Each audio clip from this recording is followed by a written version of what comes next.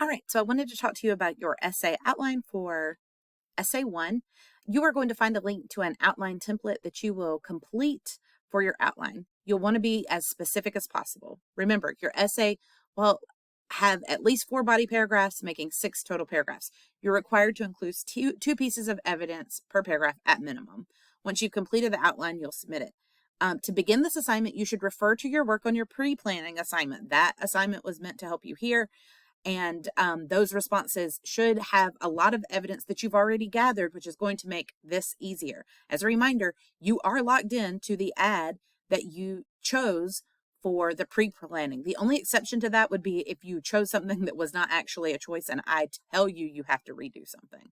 All right, so for your organization, for this assignment, you will have an introductory paragraph with a concise, clear thesis.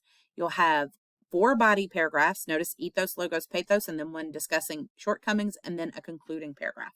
Now, for this assignment, you will first start by giving me a link to the commercial, so just copy and paste that in.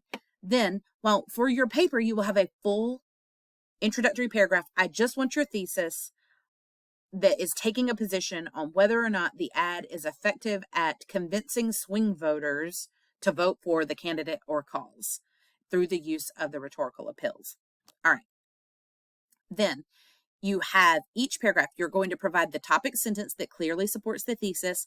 If you, it's been a couple of weeks, go back and refer to the resources for topic sentences and thesis statements and how those should operate in relation to each other. Then I want to see the specific evidence. So you're going to tell me, this is what is said, this is what you see, and the timestamp.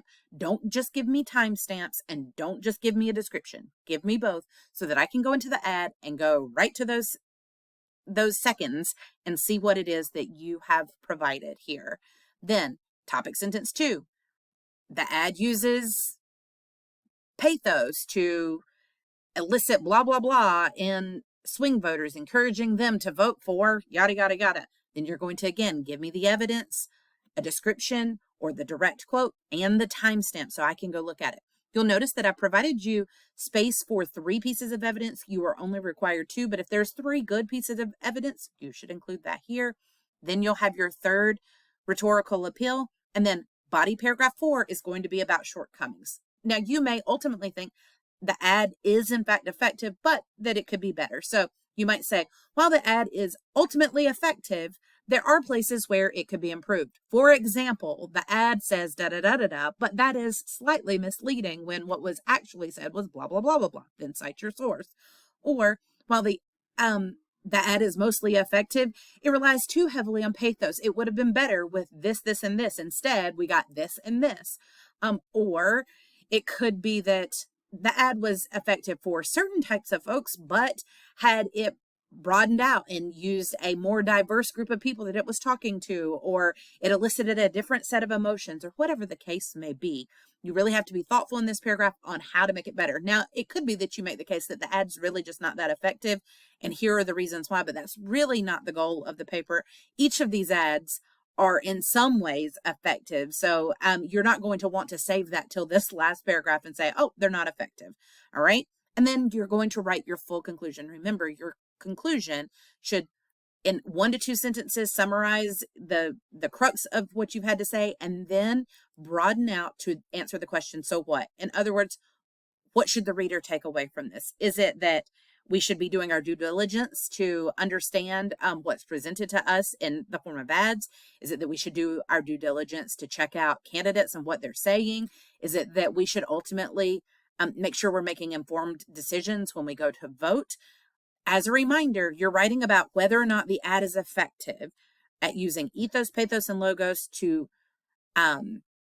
encourage swing voters or persuadable voters to go vote for that candidate or cause.